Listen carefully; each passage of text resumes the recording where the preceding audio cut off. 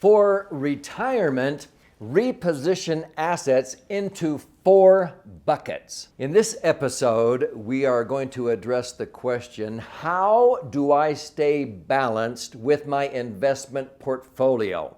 This is episode 21 of 21. Congratulations if you have watched the previous 20 episodes, because I'm going to connect the dots here and talk about at retirement planning, which is different than what you maybe did for retirement planning. So put on your seatbelt. My hope is that by investing 4 or 5 hours into this entire free course, you will be empowered to accumulate at least an extra $1 million that can generate $100,000 a year of tax-free income for as long as you live.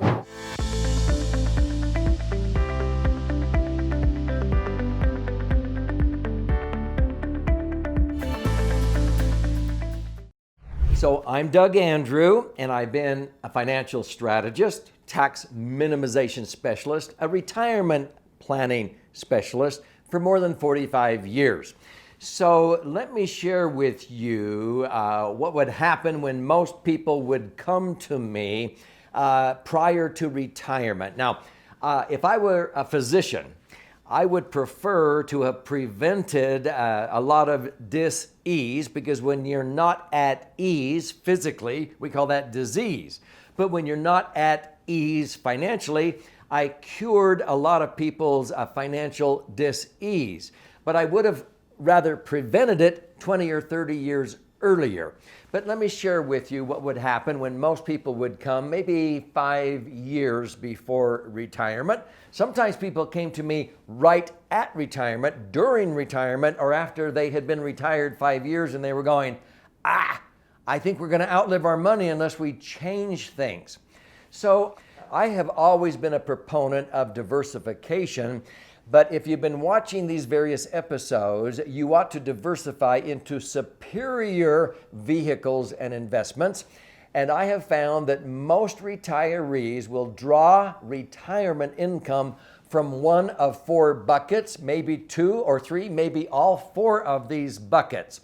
So let's go through each one by one and talk about the differences here and maybe what ratios of your income would come from these buckets. The first one is what I call the investment bucket. This is where actually most people that would come to me would have most of their retirement assets. Frankly, they would be way too top heavy in this bucket.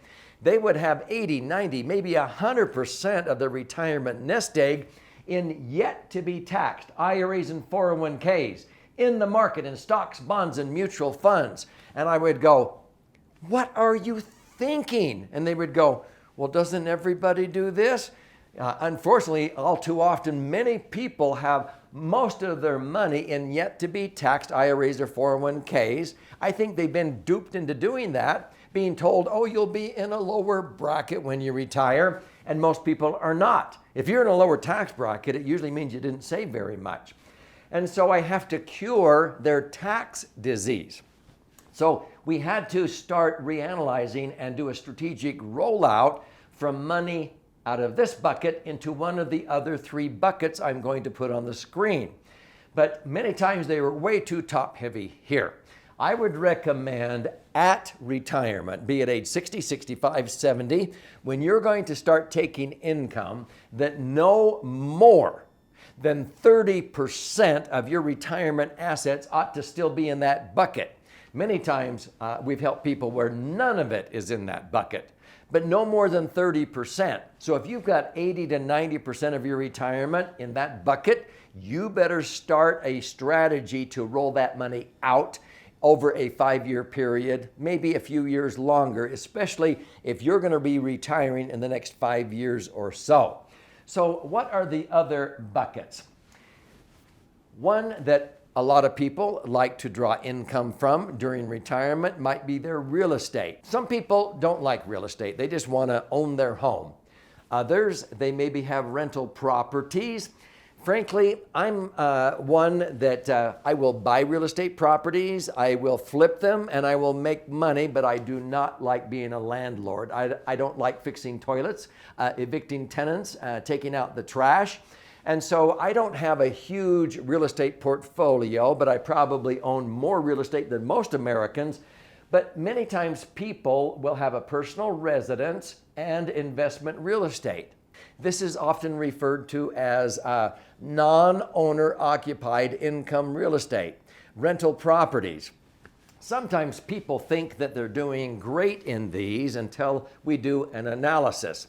For example, in California, many times in the San Francisco Bay Area, we would find people that would have a 5-bedroom home that they bought for $230,000 35 or 40 years ago. They raised their family in it. They redid it, remodeled it several times. And now this home is worth $4.7 million. Yeah.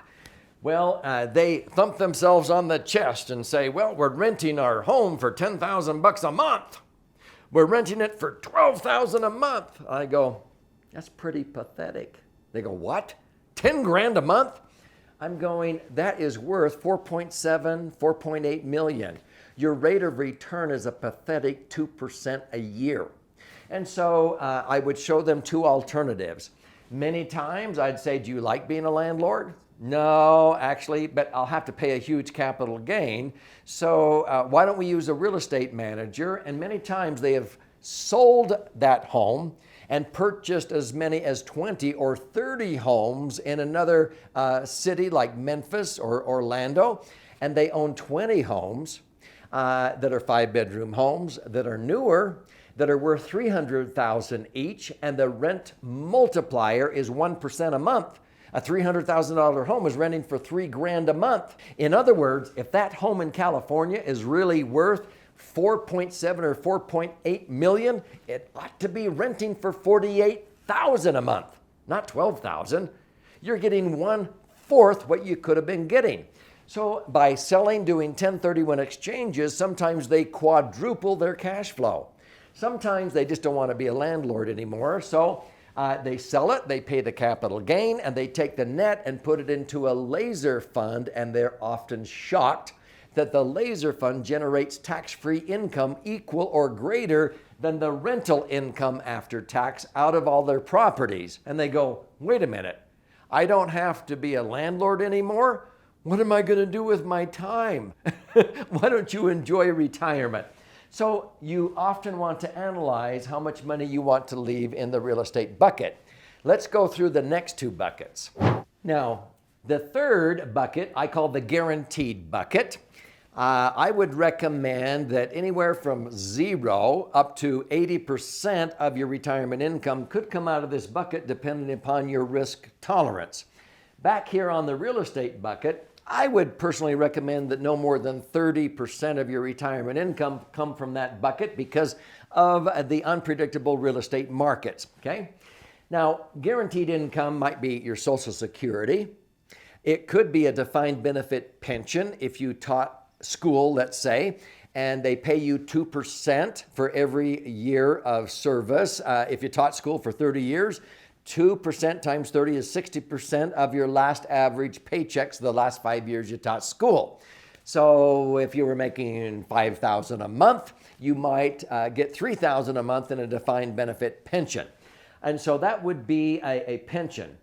Otherwise, the only other type of guaranteed income might come from an annuity. Now, I've said, I doubt I'll ever own an annuity because I would rather use my tax-free bucket because annuities are not tax-free. When you take the money out, it's taxable and it's taxed LIFO. But there are a couple of annuities, they're indexed annuities, that if you put money into them, if the annuity runs out of money when you're age 85 or age 87, the annuity will keep paying you income if you live to be 120, and it will have a cost of living increase. So if you want guaranteed income, it may not be the highest rate of return, but if it's more important that you are not poor. See, when I ask people, would you rather be rich or would you absolutely want to guarantee that you'll never be poor. I think I'll take that one. Then maybe you're a candidate for some of your money here. So I would say anywhere from 0 to 80% could come from this bucket. What is the fourth bucket? My favorite one, the tax-free bucket. Now in the tax-free bucket, we have Roths. Roths are a step in the right direction. Roths came out in 1997. They have two benefits. You fund a Roth with after-tax money. Your money accumulates tax-free is the first benefit. The second benefit is you can access your money tax-free. I have those two benefits with a laser fund and 4 additional benefits that Roths will never have. So I always say, why would I own a Roth when I can have the 2 benefits of a Roth and 4 additional benefits, and it doesn't cost me anything? It outperforms most Roths by far. Some people say, well, I like municipal bonds. Oh, really? Well, not as much lately because a lot of municipalities have had financial trouble and they file bankruptcy. So sometimes they cannot honor that, and people say, well, they can still raise taxes or whatever. Yeah. But see, municipal bonds have always performed 2 or 3% less rates of return than my laser funds have earned. So my favorite vehicle is a max-funded tax-advantaged insurance contract, what I call the laser fund in this whole series, because it's the only vehicle that allows you to accumulate your money tax-free, like these do, but then you can access your money tax-free, like these do, but these don't blossom when you die. If I die, every million in my portfolio of laser funds would blossom instantly to 2.5 million currently at my age of 68. There's not a Roth around or a municipal bond that will do that. And people say, well, how much does that cost? Nothing. It's being paid for with a minuscule portion of interest that would otherwise go out the window in unnecessary income tax if I left my money here. So how do I balance my portfolio at retirement so that I can draw from these buckets? I would recommend 40 to 60% of your income come from this bucket at retirement. So what does that require? How do you reposition your money? So to rebalance at retirement, many times I had to start performing a strategic rollout, not a rollover. These are explained in my book, The Laser Fund. And I've helped many, many people get money rolled out of this bucket down into this bucket. You have to do it strategically, usually over 5 years to comply with TAMRA, so your income is tax-free the rest of your life out of here. And so you're taking the money strategically out of your IRAs or 401ks and taking care of taxes sooner than later. Don't take RMDs, required minimum distributions. You're not saving tax. I can show you you're actually going to pay more in tax if you keep stringing it out, taking the minimum distribution over your life expectancy and your spouse's. And people say, well, how come they tell you on CNBC to do RMDs if you don't need the money? Because who's funding CNBC? Tax revenuers. Why would they ever want to kill a partnership where the longer your money stays here, the government will always get at least 30, maybe 40, maybe 50%. They can change their percentage anytime they want when taxes go up. Why would they kill that partnership? So with a strategic rollout, we take money out of here, get the taxes over and done with strategically. And then we take the net after-tax monies and we put it here so it accumulates tax-free from now on. And at the end of the day, when you pass away, it blossoms and transfers tax-free and reimburses you many-fold for the taxes you paid during the rollout. So it doesn't really cost you anything at the end of the day. Many times we create new deductions with real estate that help offset the taxes. And so I've helped many people roll out $750,000, $1 million of money from here over to here with no tax consequence. The stories are in this book, okay? And so we get money out of here so that no more than 30% of your money comes from here in retirement. Many times we have taken couples who were in the highest tax bracket, and in 5 years, they wanted to roll out mostly over to here, and they went from the highest tax bracket to a 0% tax bracket. Now, some people like to keep real estate, others, they don't want to be a landlord anymore. So I would say no more than 30% comes from here. Between 0 to 80% comes from here. But I would recommend 40 to 60% of your money come from the tax-free bucket. What does that mean? I'll give you an example of a couple who came and said, hey, our assets will allow us to experience $200,000 a year of retirement income. They were proud of that, and they ought to be. I said, the problem is, it's mostly over here. 100% of this is showing up on your 1040 tax return. They go, well, is there a better way? I said, hello? It's going to take 5 years, and we did a strategic rollout, and after 5 years, they still had $200,000 of income. It was more predictable, but $120,000, 60% of it now was tax-free. In other words, only $80,000 of the $200,000 of income showed up on their 1040 tax return. The IRS knew they were getting the other $120,000 out of this bucket, but they know it's tax-free. It's been grandfathered in the Internal Revenue Code for over a century. What did that mean? Well, they only had to pay tax on $80,000 instead of $200,000. That saved them $40,000 in their 33% tax bracket, because on $120,000 of tax-free income, they used to pay $40,000 in tax. If they live 25 years, likely one of them will last 25 years. With that one maneuver, a strategic rollout, we save them $40,000 a year of unnecessary tax times 20 years, 25 years. That's $1 million right there that we save them in unnecessary tax, let alone the predictable rates of return and what they leave behind when they pass away. So that's why I would implore you to study this out. Get a copy of the Laser Fund. I will provide the copy for you free. Claim your free copy of this book by going to laserfund.com.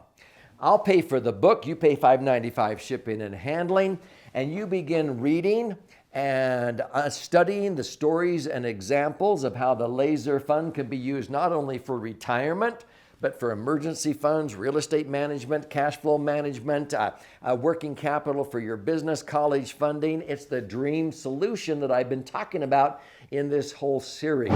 If you have not watched all of the episodes, since this is the final 21st episode, go back and watch the ones you missed so you have a thorough understanding. And then I would implore you to get together with a professional that can help you implement that. And on our website, we can help you do that. And I can point you to the ones who understand, who can answer the questions that I've talked about in previous episodes.